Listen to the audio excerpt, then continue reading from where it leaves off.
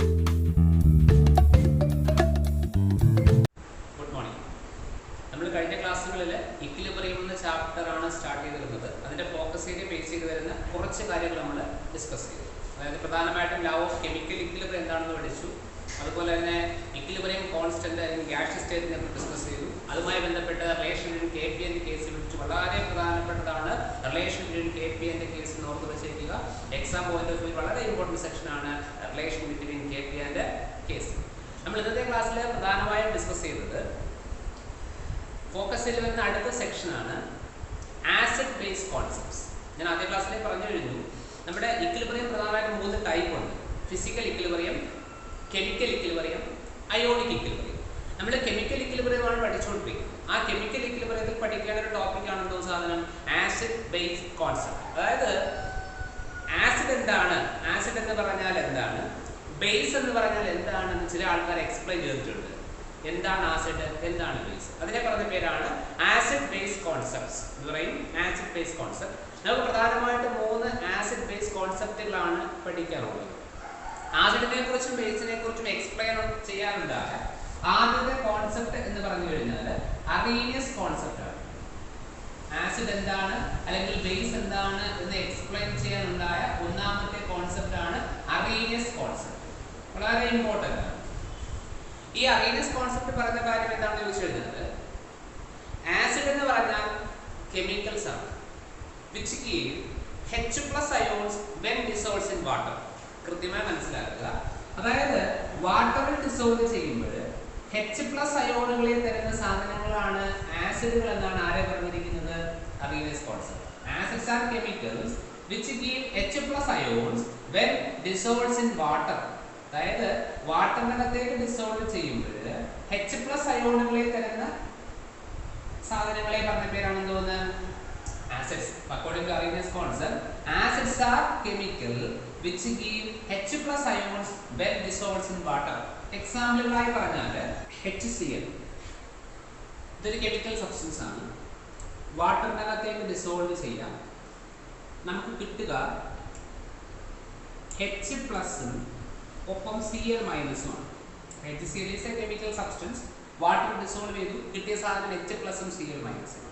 ഇവിടെ H+ കിട്ടി എന്നുള്ളത് കൊണ്ട് തന്നെ HCl is an acid. Arrhenius പറഞ്ഞത് വാട്ടർ ഡിസോൾവ് ചെയ്യുമ്പോൾ H+ തരുന്ന ഏതൊരു കെമിക്കൽ സബ്സ്റ്റൻസ് നമുക്ക് എന്ത് പറയാം, ആസിഡ്. ഇവിടെ HCl വാട്ടർ ഡിസോൾവ് ചെയ്തു, H+ കിട്ടി, അതുകൊണ്ട് തന്നെ HCl എന്താണ്, ഒരു ആസിഡ് ആണെന്നുള്ള കാര്യം ഓർത്തു വെച്ചു. വേറെ എക്സാമ്പിൾ എഴുതാം. HNO3 ഒരു കെമിക്കലാണ്. ഞാൻ വാട്ടറിനകത്തേക്ക് ഡിസോൾവ് ചെയ്യുന്നു, കിട്ടുന്ന സാധനങ്ങൾ നോക്കിക്കൊള്ളണം. H+ഉം NO3- വാട്ടർ ഡിസോൾവ് ആരെ കിട്ടി, H+ കിട്ടി എന്നത് കൊണ്ട് തന്നെ HNO3 is an acid. Water dissolve ചെയ്തപ്പോൾ H+ കിട്ടി എന്നത് കൊണ്ട് തന്നെ HNO3 is an acid. ഓർക്കുക, according to Arrhenius concept, acids are chemicals. Acids are chemicals which give H+ ions when dissolved in water. Water dissolve ചെയ്യുമ്പോൾ H+ അയോണുകളെ തരുന്ന സാധനങ്ങൾ നമുക്ക് എന്ത് പറയാം, ആസിഡ് എന്ന് പറയാം. ഇതുപോലെ അറീനിയസ് ബേസിനെ കുറിച്ച് എക്സ്പ്ലെയിൻ ചെയ്തിട്ടുണ്ട്. According to Arrhenius concept, bases are chemicals which give OH- ions. Bases are chemicals which give OH- ions when dissolved in water. Water dissolve ചെയ്യുമ്പോൾ OH- അയോണുകളെ തരുന്ന സാധനങ്ങൾക്ക് എന്ത് പറയാം, ബേസുകൾ എന്ന് പറയാം എന്ന് പറഞ്ഞിട്ടുണ്ട് Arrhenius. According to Arrhenius concept, bases are chemicals which give OH- ions when dissolved in water എന്ന് നോക്കുക. എക്സാമ്പിളുകൾ വേണമെങ്കിൽ നമുക്ക് പറയാം. NaOH സോഡിയം ഹൈഡ്രോക്സൈഡ് വാട്ടറിൽ ഡിസോൾവ് ചെയ്യുന്നു.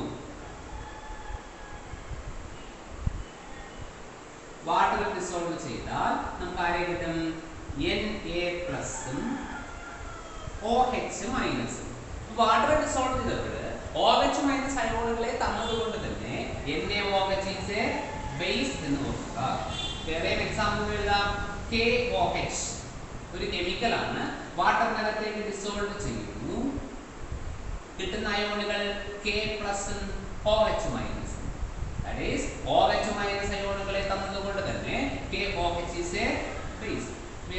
എക്സാമ്പിൾ ഇഷ്ടമാതിരി ഉണ്ട്. NH4OH വാട്ടർ ഡിസോൾവ് ചെയ്യുന്നു. ഇതൊരു കെമിക്കലാണ്. വാട്ടർ ഡിസോൾവ് ചെയ്തു കിട്ടുന്ന അയോണുകൾ NH4+ OH-. വാട്ടർ ഡിസോൾവ് ചെയ്തപ്പോൾ OH- തന്നു എന്നുള്ളത് കൊണ്ട് തന്നെ NH4OH is a base. Water dissolve ചെയ്തപ്പോൾ OH- അയോണുകളെ കിട്ടി എന്നുള്ളത് കൊണ്ട് തന്നെ NH4OH is a base എന്നുള്ളത് ഓർമ്മ വെച്ചിരിക്കുക. ഒന്നാമത്തെ വളരെ പ്രധാനപ്പെട്ട ആസിഡ് ബേസ് കോൺസെപ്റ്റ് ആണ് അറീനിയസ് കോൺസെപ്റ്റ്. ഈ അറീനിയസ് കോൺസെപ്റ്റ് എന്ത് പറഞ്ഞു വെച്ച് കഴിഞ്ഞാൽ according to Arrhenius concept acids are chemicals which give H+ ions when dissolved in water and bases are chemicals which give OH- ions when dissolved in water.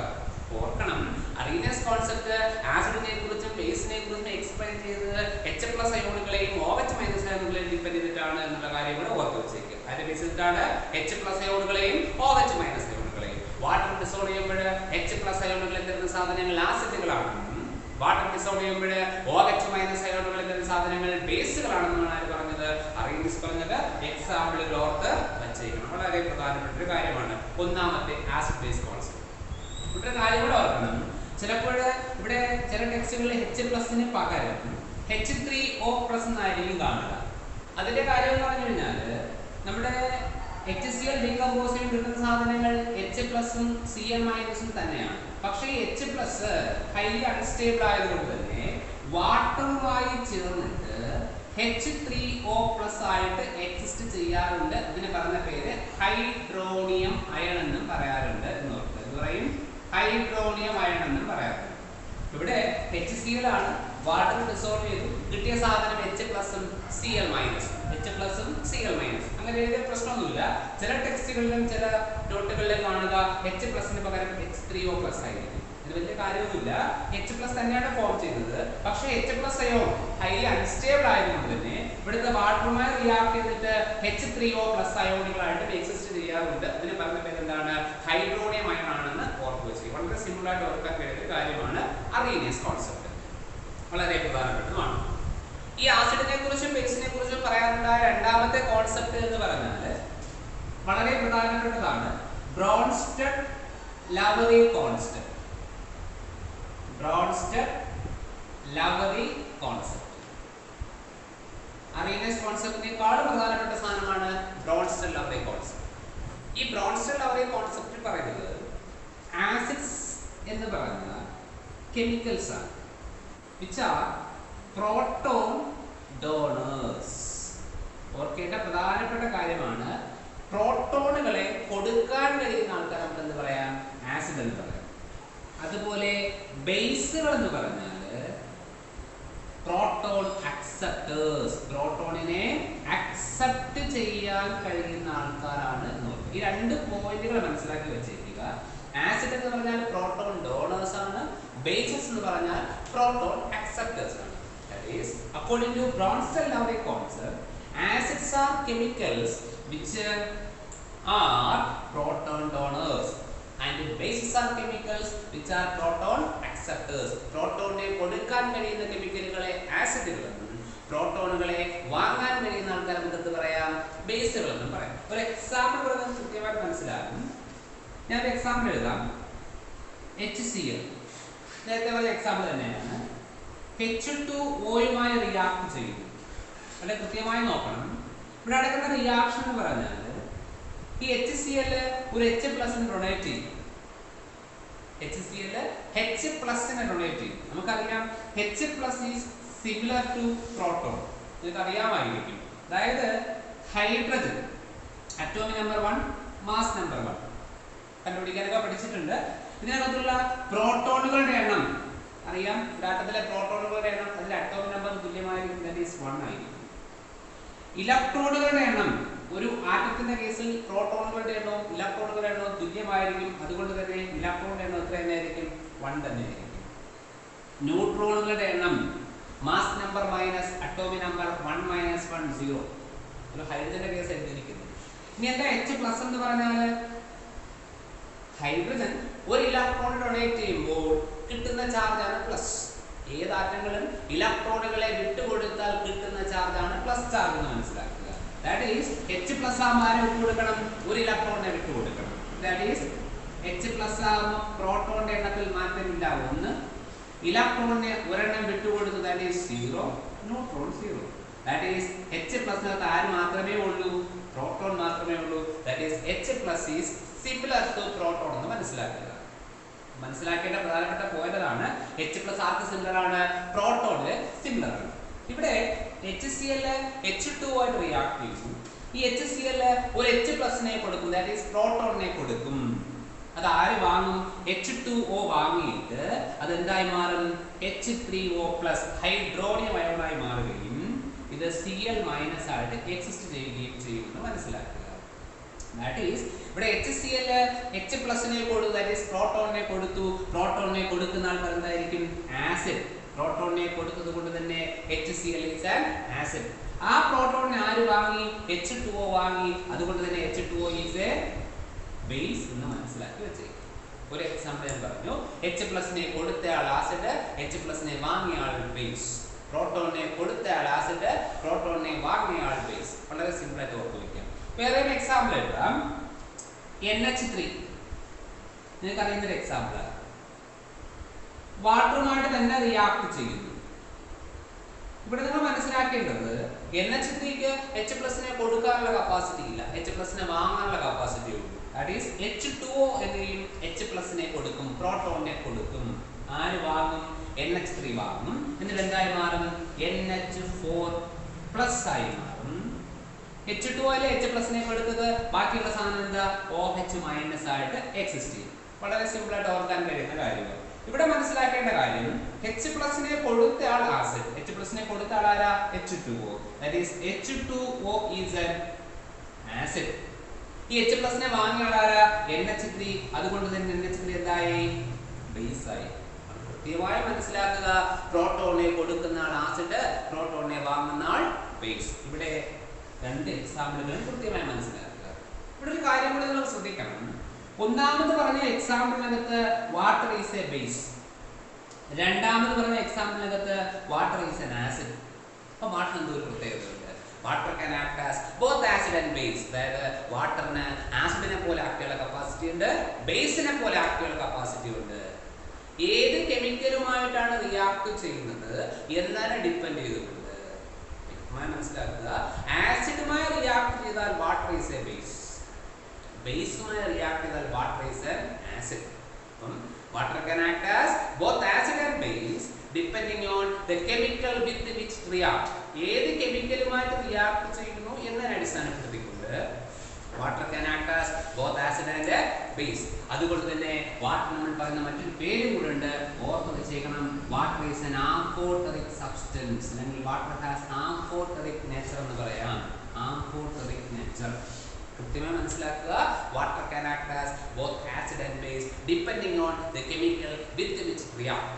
Therefore water has amphoteric nature, അല്ലെങ്കിൽ water is an amphoteric substance എന്ന കാര്യം ഓർത്ത് വെച്ചേക്കുക. വളരെ പ്രധാനപ്പെട്ട ഒരു point ഇവിടെ പറഞ്ഞു പോയി. മനസ്സിലാക്കുക. വാട്ടർ അസിഡിക് നേച്ചറും ഇല്ല, ബേസിക് നേച്ചറും ഇല്ല. വാട്ടർ ന്യൂട്രൽ ആണെന്ന് നിങ്ങൾക്ക് അറിയാം. പക്ഷേ ഈ വാട്ടർ ആസിഡുമായിട്ടാണ് റിയാക്ട് ചെയ്യുന്നു എങ്കിൽ വാട്ടർ എന്തുപോലെ ആക്ട് ചെയ്യും? ബേസിനെ പോലെ ആക്ട് ചെയ്യും. വാട്ടർ ബേസുമായിട്ടാണ് റിയാക്ട് ചെയ്യുന്നതെങ്കിൽ വാട്ടർ എന്തിനെ പോലെ ആക്ട് ചെയ്യും? ആസിഡ്. അപ്പോൾ വാട്ടറിന് ആസിഡ് നേച്ചറും കാണിക്കാൻ കഴിയും, ബേസിക് നേച്ചറും കാണിക്കാൻ കഴിയും. ഏത് കെമിക്കലുമായിട്ട് റിയാക്ട് ചെയ്യുന്നു എന്നതിനെ അടിസ്ഥാനപ്പെടുത്തിക്കൊണ്ട്.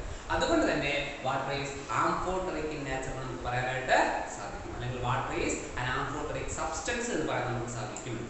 വളരെ പ്രധാനപ്പെട്ട ഒരു പോയിന്റ് ആണ്, ഓർത്ത് വെച്ചേക്കുന്നത്. ഇനി ഒരു കാര്യം ശ്രദ്ധിക്കുക. നമ്മൾ ഈ ഇക്വേഷൻ ലെഫ്റ്റ് സൈഡിലാണ് നോക്കി, റൈറ്റ് സൈഡിലേക്ക് നോക്കി. ലെഫ്റ്റ് സൈഡ് നോക്കണ്ട, റൈറ്റ് സൈഡ് മാത്രം നോക്കുക. അയോണുകൾ എപ്പോഴും അൺസ്റ്റേബിൾ ആണ് നമുക്കറിയാം. H3O പ്ലസ് എന്താ മീനിങ്? H2O ആയിരുന്നു, അതിനകത്ത് H പ്ലസ് കൂടുതലാ. ആ കൂടുതലുള്ള H പ്ലസിനെ വേണം നമുക്ക് എന്ത് ചെയ്യാം? വിട്ടുകൊടുക്കാം. H plus is similar to proton. പ്രോട്ടോണിനെ കൊടുക്കുന്ന ആളാരാ? ആസിഡ് അല്ലേ? That is H3O plus is an acid. ഇതൊരു ആസിഡ് ആണ്. ഇതിന് പറയുന്ന പേരാണ് കോൺജുഗേറ്റ് ആസിഡ്. ഇത് പറയും കോൺജുഗേറ്റ് ആസിഡ് എന്ന് പറയും. അതുപോലെ Cl മൈനസ് നോക്കി. Cl minus അയോണുകളൊക്കെ അൺസ്റ്റേബിൾ ആണ്. Cl minus ഒക്കെ ഹൈലി അൺസ്റ്റേബിൾ ആണ്. വേണമെങ്കിൽ H plus നെ അക്സെപ്റ്റ് ചെയ്ത് HCl ആയി മാറിക്കൂടെ? That is Cl minus നെ H plus നെ that is പ്രോട്ടോണിനെ അക്സെപ്റ്റ് ചെയ്യാനുള്ള കപ്പാസിറ്റി ഉണ്ട്. അതുകൊണ്ട് തന്നെ ഈ സാധനം എന്താണ്? ബേസ് ആണ്. ഇതിന് പറഞ്ഞ പേരാണ് എന്തോന്ന്? Conjugate base. ഇത് പറയും കോൺജുഗേറ്റ് ബേസ്. ഇവിടെ നോക്കാം. ലെഫ്റ്റ് സൈഡ് നോക്കണ്ട, റൈറ്റ് സൈഡ് മാത്രം നോക്കുക. NH4+ എന്താ മീനിങ്? NH3 ആയിരുന്നു, H+ കൂടുതലാണ്. വേണമെങ്കിൽ ആ H+ നമുക്ക് എന്ത് ചെയ്യാം? വിട്ടു കൊടുക്കാം. H+ നെ കൊടുക്കുന്ന ആളെ പ്രോട്ടോണിനെ കൊടുക്കുന്ന ആളാരാ? ആസിഡ് ആണ്. അപ്പോൾ ഈ സാധനം എന്താണ്? ഒരു കോൺജുഗേറ്റ് ആസിഡ് ആണ് എന്ന് ഓർക്കുക. കോൺജുഗേറ്റ് ആസിഡ് ആണ്. OH- നോക്കി. വേണമെങ്കിൽ നമുക്ക് എന്ത് ചെയ്യാം? ഒരു H+ നെ വാങ്ങി H2 ആയി മാറാം. ഹൈലി അൺസ്റ്റേബിൾ ആണ് അയോൺസ്. വേണമെങ്കിൽ H+ നെ വാങ്ങി എന്തായി മാറാം? H2 ആയി മാറാം. H+ നെ വാങ്ങാൻ കപ്പാസിറ്റി ഉള്ളത് കൊണ്ട് തന്നെ ഇതൊരു ബേസ് ആണ്. എന്ത് ബേസ് ആണിത്? ഇതൊരു കോൺജുഗേറ്റ് ബേസ് ആണ് എന്ന് ഓർത്തു വെച്ചേക്കുക. വളരെ വളരെ പ്രധാനപ്പെട്ടതാണ് കോൺജുഗേറ്റ് ആസിഡും കോൺജുഗേറ്റ് ബേസ്.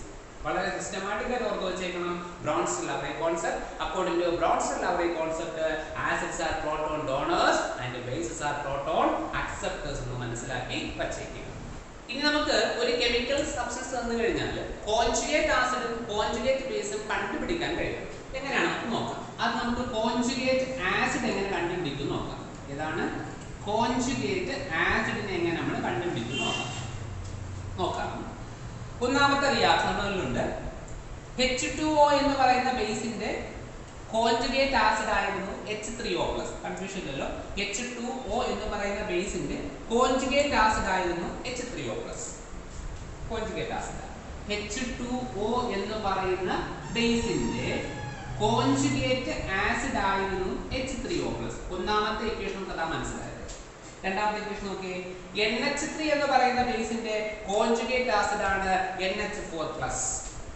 NH3 എന്ന് പറയുന്ന ബേസിന്റെ കോൺജുഗേറ്റ് ആസിഡ് ആണ് എന്ന സാധനം NH4+. നിങ്ങൾക്ക് പറയാൻ കഴിയും ഈ H2O ൽ എങ്ങനെ H3O+ ഉണ്ടായത്, അതുപോലെ NH3 ൽ എങ്ങനെ NH4+ ഉണ്ടായത്? ഒരു H+ കൂട്ടിച്ചേർത്താൽ പോരെ. അതായത് തന്നിരിക്കുന്ന സബ്സ്റ്റൻസ് എന്തോ ആയിക്കോട്ടെ, അതിനകത്തേക്ക് H+ നെ കൂട്ടിച്ചേർത്താൽ നമുക്ക് ആരെ കിട്ടും? കോൺജുഗേറ്റ് ആസിഡിനെ കിട്ടും. മറന്നു പോകരുത്. തന്നിരിക്കുന്ന സബ്സ്റ്റൻസിനകത്തേക്ക് H+ നെ ആഡ് ചെയ്താൽ നമുക്ക് ആരെ കിട്ടും? കോൺജുഗേറ്റ് ആസിഡിനെ കിട്ടും. നോക്കി നിങ്ങൾക്ക് മനസ്സിലാകും. H2O ന്റെ അകത്തേക്ക് H+ നെ ചേർത്താൽ നമുക്ക് എന്ത് കിട്ടും? H3O+ കിട്ടും. അതുപോലെ NH3 ക്ക് അകത്തേക്ക് H+ നെ ചേർത്താൽ നമുക്ക് ആരെ കിട്ടും? NH4+ കിട്ടും. വളരെ സിംപിളി ഓർക്കുക. കോൺജുഗേറ്റ് ആസിഡ് കാണാൻ പറഞ്ഞാൽ തന്നിരിക്കുന്ന സാധനം എന്തോ ആയിക്കോട്ടെ, അങ്ങനത്തെ കാര്യം ചേർത്താൽ മതി. H+ നെ ചേർത്താൽ മതി. ഞാൻ നിങ്ങളോട് പറയാണ്, X എന്ന് പറയുന്ന കെമിക്കൽ, ഇതിനകത്തേക്ക് ഞാൻ നിങ്ങളോട് പറയാണ് X എന്ന് പറയുന്ന ഒരു കെമിക്കൽ, ഇതിന്റെ കോൺജുഗേറ്റ് ആസിഡിനെ കണ്ടുപിടിക്കുക. വളരെ സിമ്പിൾ ആണ്. നേരത്തെ കാര്യം ചേർക്കുക, H+ നെ കൂട്ടിച്ചേർക്കുക, നമുക്ക് ആരെ കിട്ടും? HX+ ചാർജ് കൂടെ കിട്ടും. H+ ചേർക്കേണ്ടത്. ഇതാണ് ഇവിടുത്തെ കോൺജുഗേറ്റ് ആസിഡ്. ഞാൻ നിങ്ങളോട് പറയാണ് X- കോൺജുഗേറ്റ് ആസിഡ് കാണാൻ പറഞ്ഞു. നിങ്ങൾ ആരെ ആഡ് ചെയ്യുക? H+ ചേർക്കുക, നമുക്ക് ആരെ കിട്ടും? HX+- കൂടെ എന്തായി പോകും? ന്യൂട്രലായി പോകും. അപ്പൊ ഏതോ ആയിക്കോട്ടെ, ഏത് സബ്സ്റ്റൻസോ ആയിക്കോട്ടെ, കോൺജുഗേറ്റ് ആസിഡ് കാണാൻ പറഞ്ഞാൽ നമ്മൾ ആരെ ചേർത്താൽ മതി? H+ ചേർത്താൽ മതി. വളരെ സിമ്പിൾ ആയിട്ട് ഓർക്കാൻ വേണ്ടി 1-2 എക്സാമ്പിൾ ഞാൻ പറയാം. SO4 2- കോൺജുഗേറ്റ് ആസിഡ് കാണാൻ പറഞ്ഞു. നിങ്ങൾ എന്ത് ചെയ്താൽ മതി? H+ ചേർത്താൽ പോരെ. അപ്പൊ എന്ത് ചേർക്കുക? H+, that is HSO4 കിട്ടി. ഇവിടെ 2- ഉണ്ട്, ചേർക്കുന്നത് പ്ലസ് ആണ്. H+ ചേർക്കുന്നത്. അപ്പൊ 2- ഒരു പ്ലസും കൂടെ എന്തായി പോകും? ന്യൂട്രലായി പോകും. ബാക്കി മൈനസ് കിട്ടും. കൺഫ്യൂഷൻ ഉണ്ടോ? നല്ല സിംപിളി ഓർക്കുക. ഇവിടെ H+ ആണ് ചേർക്കേണ്ടത് അല്ലേ? That is HSO4. ഈ ഒരു പ്ലസും ഒരു മൈനസും കൂടെ ന്യൂട്രലാകും. ബാക്കി ഒരു മൈനസ് ഇവിടെ കിടക്കും. അതുപോലെ HSO4- എങ്ങനെ നമ്മൾ കോൺജുഗേറ്റ് ആസിഡ് കാണുക? ഒരു H+ കൂട്ടിച്ചേർക്കുക. That is H2SO4. വരുന്നത് പ്ലസ് ആണ്. പ്ലസ് മൈനസ് ന്യൂട്രലായിട്ട് ഇവിടെ ചാർജ് ഉണ്ടാകത്തില്ല. അങ്ങനെയെങ്കിൽ NO3- എങ്ങനെയാ കോൺജുഗേറ്റ് ആസിഡ് കാണുക? H+ നെ കൂട്ടിച്ചേർക്കുക. അപ്പൊ എന്ത് കിട്ടും? HNO3. H+ ചേർക്കുന്നത്, പ്ലസ് മൈനസ് കൂടെ എന്തായി പോകും? ന്യൂട്രലായി പോകും. അതുപോലെ Cl-, എങ്ങനെ കോൺജുഗേറ്റ് ആസിഡ് കാണുക? H+ ചേർക്കുക, നമുക്ക് എന്ത് കിട്ടും? HCl. ഇതുപോലെ ഏത് എക്സാമ്പിൾ നമുക്ക് എഴുതാൻ കഴിയും? അതായത് നിങ്ങളുടെ കോൺജുഗേറ്റ് ആസിഡ് കണ്ടുപിടിക്കാൻ പറഞ്ഞാൽ തന്നിരിക്കുന്ന കെമിക്കൽ എന്തോ ആയിക്കോട്ടെ അതിന്റെ കാര്യം ചേർത്താൽ മതി, H+നെ ചേർത്താൽ മതിയാകുമെന്ന് മനസ്സിലാക്കി വെച്ചേക്കുക. അപ്പൊ നമ്മൾ കോൺജുഗേറ്റ് ആസിഡ് കണ്ടുപിടിച്ചതുപോലെ കോൺജുഗേറ്റ് ബേസ് കണ്ടുപിടിക്കാൻ പരീക്ഷയ്ക്ക് ചോദിക്കും. കോൺജുഗേറ്റ് ആസിഡിനെ പോലെ തന്നെ പ്രധാനമാണ് കോൺജുഗേറ്റ് ബേസും. നമുക്ക് വീണ്ടും പഴയ ഇക്വേഷനിലേക്ക് വരാം. HCl എന്ന് പറയുന്ന ആസിഡിന്റെ അല്ലെങ്കിൽ കെമിക്കലിന്റെ കോൺജുഗേറ്റ് ബേസ് ആയിരുന്നു Cl-. നിങ്ങൾ നോക്കിയാൽ മനസ്സിലാകും, HCl എന്ന് പറയുന്ന കെമിക്കലിന്റെ കോൺജുഗേറ്റ് ബേസ് ആയിരുന്നു Cl-. രണ്ടാമത്തെ ഇക്വേഷൻ നോക്കിയേ. H2O എന്ന് പറയുന്ന ആസിഡിന്റെ അല്ലെങ്കിൽ കെമിക്കലിന്റെ കോൺജുഗേറ്റ് ബേസ് ആയിരുന്നു OH-. അല്ലേ? H2O-യുടെ കോൺജുഗേറ്റ് ബേസ് ആയിരുന്നു OH-. ഇപ്പൊ നിങ്ങൾക്ക് മനസ്സിലാക്കിയിട്ടുണ്ടാകും ഈ HCl എങ്ങനെ Cl- ഉണ്ടാകാം, H2O-ൽ എങ്ങനെ OH- ഉണ്ടാകുന്നത് കാരണം വന്നിട്ടുണ്ടാകും. എങ്ങനെയാണ്? വളരെ സിമ്പിൾ. H+- പോലെ മൈനസ് സ്ഥാനം H+ ആണ് നോക്കുക. H+ ആണെന്ന് ഓർത്ത് വെച്ചാൽ മതി. തന്നിരിക്കുന്ന സബ്സ്റ്റൻസ് ദാറ്റ് ഈസ് കെമിക്കൽ ഏതോ ആയിക്കോട്ടെ അതിനകത്ത് നിന്നും H+നെ മൈനസ് ചെയ്താൽ നമുക്ക് ആരെ കിട്ടും? കോൺജുഗേറ്റ് ബേസ് കിട്ടും എന്നുള്ള കാര്യം ഓർത്തിരിക്കുക. തന്നിരിക്കുന്ന സബ്സ്റ്റൻസ് എന്തോ ആയിക്കോട്ടെ അതിനകത്ത് നിന്നും H+നെ മൈനസ് ചെയ്താൽ നമുക്ക് ആരെ കിട്ടും? കോൺജുഗേറ്റ് ബേസിനെ കിട്ടും. വളരെ സിമ്പിൾ ആയിട്ട് ഓർക്കാൻ കഴിയുന്ന കാര്യമാണ്. അങ്ങനെയെങ്കിൽ ഞാൻ എക്സാമ്പിൾ എഴുതാം. H2SO4 നിങ്ങളോട് കോൺജുഗേറ്റ് ബേസ് കണ്ടുപിടിക്കാൻ പറഞ്ഞു. നിങ്ങൾ എന്ത് ചെയ്യണം? H+നെ മൈനസ് ചെയ്യുക. ദാറ്റ് ഈസ് ആദ്യം ഒരു H അങ്ങ് മൈനസ് ചെയ്യാം. H പോയ ബാക്കി എന്തുണ്ട്? HSO4. H+ മൈനസ് ചെയ്യേണ്ടത്, പ്ലസ് പോകുമ്പോൾ എന്ത് കിട്ടണം? ഇതിലൊരു മൈനസ് ചാർജ് വരണം. HSO4-. ഞാൻ നിങ്ങളോട് പറയാനാണ് HSO4- കോൺജുഗേറ്റ് ബേസ് കാണാൻ പറഞ്ഞു. ആരെ മൈനസ് ചെയ്യണം? H+നെ കുറച്ചാൽ മതി. ദാറ്റ് ഈസ് H ആദ്യം കുറയ്ക്കാം. ദാറ്റ് ഈസ് SO4- ഓൾറെഡി ഇവിടെ ഉണ്ട്. H+ പോകുന്നത്, അപ്പോൾ ഒരു മൈനസ് കൂടെ നമുക്ക് എന്ത് കിട്ടും? SO4-2-. കൺഫ്യൂഷൻ ഇല്ലല്ലോ. ദെൻ ഞാൻ നിങ്ങളോട് പറയണ HX കോൺജുഗേറ്റ് ബേസ് കാണാൻ പറഞ്ഞു. നിങ്ങൾ എന്ത് ചെയ്യണം? H+നെ മൈനസ് ചെയ്യണം. ദാറ്റ് ഈസ് H പോട്ടെ ആദ്യം, അപ്പോൾ X കിട്ടും. H+ പോയി നമുക്ക് എന്ത് കിട്ടണം? ഒരു മൈനസ് ചാർജ്. അങ്ങനെ H+ പോകുമ്പോൾ ഒരു മൈനസ് ചാർജ് ഓൾറെഡി വരണം എന്ന് മനസ്സിലാക്കി വെച്ചേക്കുക. ഒരുപാട് എക്സാമ്പിൾ എഴുതാൻ കഴിയും. H3PO4 ഇതിന്റെ കോൺജുഗേറ്റ് ബേസ് കാണാൻ പറഞ്ഞു. നിങ്ങൾ എന്ത് ചെയ്യണം? H+നെ മൈനസ് ചെയ്യുക. അപ്പോൾ എന്ത് കിട്ടും? ഒരു H ആദ്യം കുറയ്ക്കാം, H2 ആയി, PO4 ആയി. ഒരു H+ അല്ലേ പോകുന്നത്, അപ്പോൾ എന്ത് വരണം? ഒരു മൈനസ് ചാർജ് വരണം. ഞാൻ നിങ്ങളോട് പറയാണ് H2PO4- കോൺജുഗേറ്റ് ബേസ് കാണാൻ പറഞ്ഞു. നിങ്ങൾ എന്ത് ചെയ്യണം? ഒരു H+ മൈനസ് ചെയ്യണം. ആദ്യം H കുറയ്ക്കാം, അപ്പോൾ എന്ത് കിട്ടും? HPO4. ഓൾറെഡി ഒരു മൈനസ് ഇവിടെ ഉണ്ട് അല്ലേ? ഓൾറെഡി മൈനസ് ഉണ്ട്. ഒരു H+ പോകുമ്പോൾ ഒരു മൈനസ് കൂടെ വരുമ്പോൾ എന്താകും? 2- കിട്ടും. ഞാൻ നിങ്ങളോട് പറയാണ് HPO4-2- കോൺജുഗേറ്റ് ബേസ് കാണാൻ പറഞ്ഞു. H+ മൈനസ് പോലെ ഒരു H ആദ്യം കുറയ്ക്കാം, അപ്പോൾ എന്ത് കിട്ടും? PO4-2- ഓൾറെഡി ഉണ്ട്. ഒരു H+ പോകുമ്പോൾ ഒരു മൈനസ് ഉണ്ട്, അപ്പോൾ എന്തായി മാറും? PO4-3-. വളരെ പ്രധാനപ്പെട്ട കാര്യമാണ് കോൺജുഗേറ്റ് ആസിഡും കോൺജുഗേറ്റ് ബേസും. അപ്പോൾ കോൺജുഗേറ്റ് ആസിഡ് കണ്ടുപിടിക്കാൻ പറഞ്ഞാൽ തന്നിരിക്കുന്ന കെമിക്കലിനകത്ത് ആരെയും ചേർക്കുക? H+നെ ചേർക്കുക. ഇനി കോൺജുഗേറ്റ് ബേസ് കാണാൻ പറഞ്ഞാലോ തന്നിരിക്കുന്ന കെമിക്കലിന് ആരെ മൈനസ് ചെയ്യുക? H+നെ മൈനസ് ചെയ്യുക. വളരെ പ്രധാനപ്പെട്ടതാണ് Bronsted Lowry concept. According to Bronsted Lowry concept, acids are proton donors and bases are proton acceptors. വളരെ പ്രധാനപ്പെട്ട കാര്യം ഓർക്കുക. ഈ തിയറി ആരുടെ ബേസിലാണ് പറയുന്നത്? പ്രോട്ടോണിന്റെ ബേസിലാണ് പറയുന്നത് എന്നുള്ളത് തന്നെ ഈ കോൺസെപ്റ്റ് പ്രോട്ടോണിന്റെ ബേസ് ചെയ്താണ് പറയുന്നു എന്നുള്ളത് കൊണ്ട് തന്നെ ഈ ബ്രോൺസൺ-ലവറി കോൺസെപ്റ്റ് മറ്റൊരു പേരും പറയാറുണ്ട്. ഓർത്ത് വെച്ചേക്കണം, പ്രോട്ടോൺ ട്രാൻസ്ഫർ തിയറി എന്ന് പറയാറുണ്ട്. പ്രോട്ടോൺ ട്രാൻസ്ഫർ തിയറി എന്നും പറയാറുണ്ട് എന്ന് ഓർത്ത് വെച്ചേക്കണം. ബ്രോൺസൺ-ലവറി കോൺസെപ്റ്റിന് മറ്റൊരു പേരാണ് പ്രോട്ടോൺ ട്രാൻസ്ഫർ തിയറി. അങ്ങനെ പറയാനുള്ള കാര്യം നമുക്ക് മനസ്സിലായിട്ടുണ്ടാകും. പ്രോട്ടോണിനെ ബേസ് ചെയ്തിട്ടാണ് ആസിഡിനെയും ബേസിനെയും നമ്മുടെ ഈ കോൺസെപ്റ്റിൽ എക്സ്പ്ലെയിൻ ചെയ്യുക. ഇതിൽ ഓർക്കേണ്ട പ്രധാനപ്പെട്ട പോയിന്റ് കോൺജുഗേറ്റ് ആസിഡും കോൺജുഗേറ്റ് ബേസും ഇത് കണ്ടുപിടിക്കാൻ നമ്മൾ അറിഞ്ഞു വെക്കണം. സിമ്പിളാണ്. ഒരുപാട് ക്വസ്റ്റ്യൻ നമ്മൾ എന്ത് ചെയ്യുക? വർക്കൗട്ട് ചെയ്ത് പഠിക്കും. ആസിഡിനെ കുറിച്ചും ബേസിനെ കുറിച്ചും എക്സ്പ്ലെയിൻ ചെയ്യാനുണ്ടായ മൂന്നാമത്തെ കോൺസെപ്റ്റ് അല്പം കൂടെ പ്രധാനപ്പെട്ടതാണ്. അതിന്റെ പറഞ്ഞ പേരാണ് ലൂയിസ് കോൺസെപ്റ്റ്. ആദ്യം ഉണ്ടായ concept Arrhenius concept, then Bronsted Lowry concept, then Lewis concept. നമ്മൾ ഈ പറഞ്ഞ അറീനസ് കോൺസെപ്റ്റ് ആണെങ്കിലും ബ്രോൺസൺ ലവറി കോൺസെപ്റ്റ് ആയാലും എച്ച് പ്ലസിനെ അല്ലെങ്കിൽ പ്രോട്ടോണിനെ ബേസ് ചെയ്തിട്ടൊക്കെ പറഞ്ഞത്. നമ്മളിവിടെ പ്രോട്ടോണുകൾ ഇല്ലാത്ത കുറെ ആസിഡുകൾ ബേസുകളുണ്ട്. എച്ച് പ്ലസിന്റെ ഹൈറ്റ് നമ്മൾ ചെറിയ ക്ലാസ്സിലൊക്കെ പഠിച്ചിട്ടുണ്ട്. ആസിഡിലെ കോമൺ ഫാക്ടർ എച്ച് പ്ലസ് ആണെന്ന്. ബേസിലെ കോമൺ ഫാക്ടർ എന്താണ്? OH minus. ഈ എച്ച് പ്ലസ് ഇല്ലാത്ത കുറെ ആസിഡുകളുണ്ട്. എച്ച് പ്ലസിന്റെ പ്രസൻസ് ഇല്ലാത്ത ആസിഡുകളുണ്ട്. അവയെ കുറിച്ച് എക്സ്പ്ലെയിൻ ചെയ്തതായ കോൺസെപ്റ്റ് ആണ് ലൂയിസ് കോൺസെപ്റ്റ്. ഈ ലൂയിസ് കോൺസെപ്റ്റ് പറയുന്നത് ഇലക്ട്രോൺ പെയറുകൾ അടിസ്ഥാനപ്പെടുത്തിക്കൊണ്ടാണ്. ഇതിൽ പറയുന്നത് according to Lewis concept acids are electron pair acceptors. വളരെ പ്രധാനം ഓർക്കണം. acids are electron pair acceptors.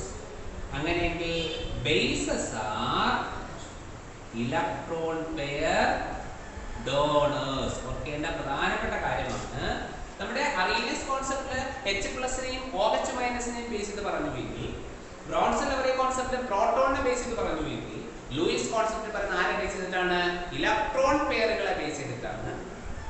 According to Lewis concept acids are electron pair acceptors and bases are electron pair donors. നമുക്ക് ഒരു എക്സാമ്പിൾ നോക്കാം. നിങ്ങൾക്ക് അറിയുന്ന ഒരു എക്സാമ്പിൾ ഞാൻ എഴുതാം. NH3 നിങ്ങൾക്ക് അറിയാം, അമോണിയ. നമ്മൾ ഇതിന്റെ VSEPR തിയറി വെച്ച് ജോമെട്രി കണ്ടുപിടിക്കാൻ പഠിച്ചിട്ടുണ്ട്. ലൂയിസ് ഡോട്ട് റെപ്രസെന്റേഷൻ എഴുതാനൊക്കെ നമുക്കറിയാം. എന്നാൽ വെറുതെ പറയുന്നില്ല. നൈട്രജൻ എത്ര ആറ്റോം നമ്പർ 7 ആണ്. ആറ്റോം നമ്പർ 7 ആകുമ്പോൾ ഇലക്ട്രോണിക് കോൺഫിഗറേഷൻ എന്താ? 2 5 ആണ്. ഔട്ട് എത്ര ഇലക്ട്രോൺ ഉണ്ട്? 5 ഇലക്ട്രോൺസ് അല്ലേ? 5 ഇലക്ട്രോണിൽ 3 എണ്ണം ആരുമായി കമ്പയർ ചെയ്തു? ഹൈഡ്രജൻ. ദാറ്റ് ഈസ് ഒരു പെയർ ഇലക്ട്രോണുകൾ ബോണ്ട് ചെയ്യാതെ നൈട്രജനകത്തുണ്ട്. അതിനോട് പറയുന്ന പേരാണ് ലോൺ പെയർ ഓഫ് ഇലക്ട്രോൺസ് ഒക്കെ നിങ്ങൾ പഠിച്ചിട്ടുണ്ട്. ഇപ്പൊ NH3 എന്തുണ്ട്? ഒരു ലോൺ പെയർ ഉണ്ട്. കൺഫ്യൂഷൻ വേണ്ട. Nitrogen atomic number 7, electronic configuration 2 5. അതിൽ ഔട്ടറിൽ 5 ഇലക്ട്രോൺസ് ഉണ്ട്. 3 എണ്ണം ബോണ്ട് ചെയ്താൽ ബാക്കി മിച്ചത്തിലുണ്ട് 2 എണ്ണം. 3 എണ്ണം ബോണ്ട് ചെയ്താൽ ബാക്കി മിച്ചത്തിലുണ്ട് 2. ദാറ്റ് ഈസ് ഒരു ലോൺ പെയർ ഓഫ് ഇലക്ട്രോണുകളെ ഉണ്ട്. ഇത് BF3 ബോറോൺ ട്രൈഫ്ലൂറൈഡുമായി റിയാക്ട് ചെയ്ത് ഹരിക്കുക. ഇവിടെയും സെൻട്രൽ ആറ്റം ആരാ? ബോറോൺ. ബോറോണിന്റെ അറ്റോമിക് നമ്പർ 5 ആണ്. Electronic configuration 2 3. That is out എത്ര ഇലക്ട്രോണേ ഉള്ളൂ? 3. അത് എത്ര ഫ്ലൂറിനുമായിട്ട്? 3 ഫ്ലൂറിനുമായിട്ട് കമ്പൈൻ ചെയ്യുകയും ചെയ്യുന്നുണ്ട്. ദാറ്റ് ഈസ് 3 6 ഇലക്ട്രോൺ മാത്രമേ ബോറോൺ സ്വന്തമായിട്ടുള്ളൂ അല്ലേ? ബോറോണിന്റെ ഔട്ടറിൽ 3 ഫ്ലൂറിനായിട്ട് കമ്പൈൻ ചെയ്യുമ്പോൾ ഓരോ ഇലക്ട്രോണിനെ കൊടുക്കും. ബോണ്ടിങ്ങിനെ കുറിച്ചൊക്കെ പഠിച്ചിട്ടുണ്ട്. ഔട്ട് എത്ര ഇലക്ട്രോൺ ആകും? 6. ദാറ്റ് ഈസ് അത് ഒക്ടറ്റ് കംപ്ലീറ്റ് ചെയ്യുന്നില്ല. 8 എണ്ണം വന്നാലേ ഒക്ടറ്റ് കംപ്ലീറ്റ് ചെയ്യുമെന്നും ഇത് ഇൻകംപ്ലീറ്റ് ഒക്ടറ്റ് ഉള്ള മോളിക്യൂൾ ആണെന്ന് പഠിച്ചിട്ടുണ്ട്. പക്ഷേ മോളിക്യൂൾ സ്റ്റേബിൾ ആണ്, പക്ഷേ ഇൻകംപ്ലീറ്റ് ഒക്ടറ്റ് ആണ്. That is electron deficient molecule ആണ് BF3. BF3 എന്താണ്? Electron deficient. അപ്പോൾ ഇവർ തമ്മിൽ റിയാക്ട് ചെയ്യണം, ഒരു കോമ്പൗണ്ട് ഫോം ചെയ്യണം, ബോണ്ട് ഉണ്ടാക്കണം. അങ്ങനെയെങ്കിൽ ഇവിടെ ബോറോണിന് കൊടുക്കാൻ വേണ്ടി ഇലക്ട്രോൺ ഇല്ല. ഓൾറെഡി സാധനം ഇലക്ട്രോൺ ഡെഫിഷ്യന്റ്. അവിടെ ബോണ്ടിങ്ങിന് ആവശ്യമായ 2 ഇലക്ട്രോണുകളെയും ഡൊണേറ്റ് ചെയ്യും? നൈട്രജൻ ഡൊണേറ്റ് ചെയ്യും. അപ്പൊ എന്താണ് നോക്കിക്കൂടുതൽ കെമിക്കൽ റിയാക്ഷൻ? ബോണ്ട് ഫോർമേഷൻ ആവശ്യമായ 2 ഇലക്ട്രോണുകളെയും നൈട്രജൻ കൊടുക്കും. ബോറോൺ എന്ത് ചെയ്യും? അക്സെപ്റ്റ് ചെയ്യും. അങ്ങനെ ഒരു കോമ്പൗണ്ട് ഫോം ചെയ്യും. ബോണ്ട് ഫോർമേഷൻ ആവശ്യമായ 2 ഇലക്ട്രോൺ നൈട്രജൻ കൊടുക്കും. കാരണം അവിടെ ലോൺ പെയർ ഓഫ് ഇലക്ട്രോൺ ഉണ്ട്. ബോറോൺ ഇലക്ട്രോൺ ഡെഫിഷ്യന്റ് ആണ്. BF3 ഇലക്ട്രോൺ ഡെഫിഷ്യന്റ് ആണ്. അപ്പം ആ ഇലക്ട്രോൺ ആര് അക്സെപ്റ്റ് ചെയ്യും? ബോറോൺ അക്സെപ്റ്റ് ചെയ്യും. ഇങ്ങനെ ഉണ്ടാകുന്ന ബോണ്ടുകളെയാണ് കോർഡിനേറ്റ് ബോണ്ടുകൾ എന്നൊക്കെ നിങ്ങൾ പഠിച്ചിട്ടുണ്ട്. കോർഡിനേറ്റ് ബോണ്ടിനെ പണ്ടൊക്കെ നമ്മൾ ആരോ കൊണ്ട് സൂചിപ്പിക്കുമായിരുന്നു. ഡോണറിൽ നിന്നും അക്സെപ്റ്റ്. ഡോണർ ആരാ? നൈട്രജൻ. അക്സെപ്റ്റ് ആരാ? ബോറോൺ. മോഡേൺ കെമിസ്ട്രിയിൽ കോർഡിനേറ്റ് ബോണ്ടുകളെ ക്ലാസ് ഇല്ലാത്തത് കൊണ്ട് തന്നെ ആരോ സൂചിപ്പിക്കണം നിർബന്ധം ഇല്ല. വെറും ബോണ്ട് കാണിച്ചാലും മതി. ആരോ ഇട്ടാലും തെറ്റൊന്നും ഇല്ല എന്ന് മനസ്സിലാക്കുക. അപ്പൊ ഇവിടെ NH3 ഇലക്ട്രോൺ പെയറിനെ കൊടുത്തു. അതുകൊണ്ട് തന്നെ NH3 is a base. BF3 ആ ഇലക്ട്രോൺ പെയറിനെ വാങ്ങി. അതുകൊണ്ട് തന്നെ എന്താ സാധനം? ആസിഡ് ആണ്. വ്യക്തമായി മനസ്സിലാക്കുക. ഇലക്ട്രോൺ പെയറിനെ കൊടുക്കാൻ കഴിയുന്ന ആൾക്കാർ ബേസസ്, ഇലക്ട്രോൺ പെയറിനെ വാങ്ങുന്ന ആൾക്കാർ എന്താണ്? ആസിഡ് എന്ന് ഓർത്തു വെച്ചു. അക്കോർഡിംഗ് ടു ലൂയിസ് കോൺസെപ്റ്റ് വളരെ പ്രധാനപ്പെട്ടതാണ്. ഇത് മറന്നു പോകാതെ ഓർക്കാനുള്ള മാർഗം NH3 അമോണിയ ബേസ് ആണെന്ന് നമുക്കറിയാം. അമോണിയ എന്തുകൊണ്ട് ബേസ് ആയെന്ന് ചോദിച്ചു കഴിഞ്ഞാൽ ഇലക്ട്രോൺ പെയറിനെ കൊടുക്കാൻ കഴിയും. അമോണിയയിൽ ഒരു ലോൺ പെയർ ഓഫ് ഇലക്ട്രോൺ ഉണ്ട്. ആ ഇലക്ട്രോൺ പെയറിനെ കൊടുക്കാൻ കഴിയും എന്നുള്ളത് കൊണ്ട് തന്നെ അമോണിയ എന്തായി? ബേസ് ആയി ഓർത്താൽ മതി. According to Lewis concept, acids are electron pair acceptors and bases are electron pair donors. അപ്പോൾ ഇലക്ട്രോൺ പെയറിനെ ബേസ് ചെയ്തിട്ടാണ് ഈ കോൺസെപ്റ്റ് പറയുന്നു എന്നുള്ളത് കൊണ്ട് തന്നെ ലൂയിസ് കോൺസെപ്റ്റ് പറഞ്ഞ മറ്റൊരു പേരാണ് ഇലക്ട്രോൺ പെയർ ട്രാൻസ്ഫർ തിയറി. എന്ത് പറയും? ഇലക്ട്രോൺ പെയർ ട്രാൻസ്ഫർ തിയറി എന്ന് പറയുമെന്ന് കൂടെ ഓർത്തു വെച്ചേക്കുക. Electron pair transfer theory. ഓർക്കേണ്ട കാര്യം ഈ ലൂയിസ് കോൺസെപ്റ്റ് ഉണ്ടായി ആസിഡിലെ കോമൺ ഫാക്ടർ H+ എന്ന് പറയാം. H+ ഇല്ലാത്ത ആസിഡിനെ കുറിച്ചും OH- ഇല്ലാത്ത ബേസിനെ കുറിച്ചും എക്സ്പ്ലെയിൻ ചെയ്യാനുണ്ടായ കോൺസെപ്റ്റ് ആണ് സാധനം ലൂയിസ് കോൺസെപ്റ്റ്. അത് ആരെ ബേസിലാണ് പറയുന്നത്? ഇലക്ട്രോൺ പെയറുകളെ ബേസിലാണ് പറയുന്നത്. ലൂയിസ് ബേസിലുള്ള വേറെ എക്സാമ്പിൾ പറയാൻ കഴിയും. H2O ഒരു ലൂയിസ് ബേസ് ആയിട്ട് ആക്ട് ചെയ്യാറുണ്ട്. OH- ഒരു ലൂയിസ് ബേസ് ആയിട്ട് ആക്ട് ചെയ്യാറുണ്ട്. അതുപോലെ തന്നെ ലൂയിസ് ആസിഡ് ആയിട്ട് ആക്ട് ചെയ്യുന്ന കെമിക്കലുകൾ വേറെ ഉണ്ട്. ഒരുപാടെണ്ണം പറയാൻ പറ്റും. AlCl3, FeCl3, CO3+, Mg2+ ഒക്കെ എന്തായിട്ട് ആക്ട് ചെയ്യാറുണ്ട്? ലൂയിസ് ആസിഡ് ആയിട്ട് ആക്ട് ചെയ്യാറുണ്ട്. നമ്മൾ ഹയർ ക്ലാസ്സുകളിലൊക്കെ പോകുമ്പോൾ ഇതിനെക്കുറിച്ച് വ്യക്തമായി പഠിക്കും. നമ്മൾ ഓർഗാനിക് റിയാക്ഷൻ മെക്കാനിസങ്ങൾ പഠിക്കുമ്പോഴേക്കും നമ്മൾ ലൂയിസ് ആസിഡുകളൊക്കെ ഒരുപാട് കാറ്റലിസ്റ്റുകളായിട്ട് ഉപയോഗിക്കാറ് അവിടെ നമ്മൾ പഠിച്ചു. ഇപ്പോൾ ജസ്റ്റ് മനസ്സിലാക്കുക, ഇലക്ട്രോൺ പെയറുകളെ കൊടുക്കുന്ന ആൾ ബേസ്, ഇലക്ട്രോൺ പെയറുകളെ വാങ്ങുന്ന ആൾ എന്തായിരിക്കും?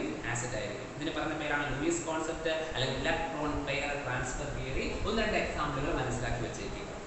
അപ്പോൾ നമ്മുടെ ആസിഡിനെ കുറിച്ചും ബേസിനെ കുറിച്ചും പറയാനുണ്ടായ പ്രധാനപ്പെട്ട 3 കോൺസെപ്റ്റുകൾ പരിചയപ്പെട്ടു. ഇതൊക്കെയാണ് ഓർത്ത് വെച്ചേക്കണം. അറീനിയസ് കോൺസെപ്റ്റ് ഒന്നാമത്തെ കോൺസെപ്റ്റ് പറയുന്നത് H+നെയും OH- ബേസ് ചെയ്തിട്ടാണ്. രണ്ടാമത്തത് ബ്രോൺസൺ ലവ്ലി കോൺസെപ്റ്റ് ആസിഡിനെയും ബേസിനെയും എക്സ്പ്ലെയിൻ ചെയ്യുന്ന ബേസ്ഡ് ഓൺ പ്രോട്ടോൺ. അതുകൊണ്ട് പറഞ്ഞ മറ്റൊരു പേര് പ്രോട്ടോൺ ട്രാൻസ്ഫർ തിയറി.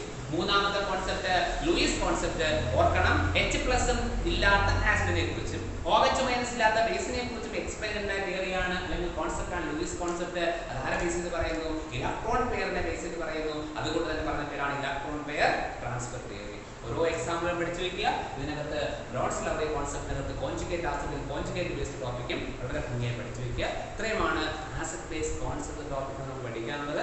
വളരെ സിസ്റ്റമാറ്റിക് ആയിട്ട് പഠിക്കുക. എഴുതി പഠിക്കേണ്ട കുറച്ച് കാര്യങ്ങളൊക്കെ ഉണ്ട്. കോൺജുഗേറ്റ് ആസിഡും കോൺജുഗേറ്റ് ബേസും ഒക്കെ. ഓക്കെ, ബാക്കി ഈ ചാപ്റ്ററിൽ കുറച്ച് കാര്യങ്ങളുണ്ട്. അടുത്ത